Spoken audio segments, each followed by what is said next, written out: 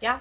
I think the first thing is you do have to explain on the call, like, what does this mean? And I think there's a very easy way to do it. You don't need to go into the whole, like, there's 3 products your company's building. You can just say, like, we believe HR is different than maybe other companies you worked at in the past. We really strongly believe our job is to kind of treat the employee experience as something that can be researched, designed, improved, with our employees more like customers than us being like a service function.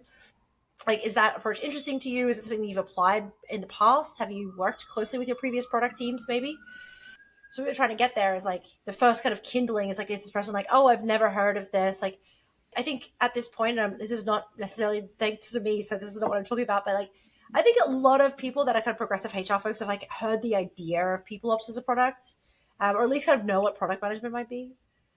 And then I think what you should do is just focus on things that are like kind of leading indicators of the behaviors we mentioned before. So can you give me an example of a time where you've had to like really prioritize multiple initiatives at once? And like, how did you structure that prioritization?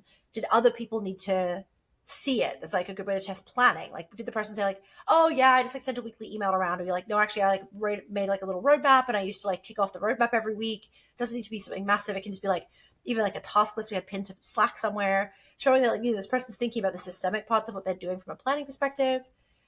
It can be things like, can you give me some evidence of a time that you had an idea about something you had to build and you realized before you built it that you might be wrong? What did you do about that? Did you continue building it basically, or did you like retest your hypothesis?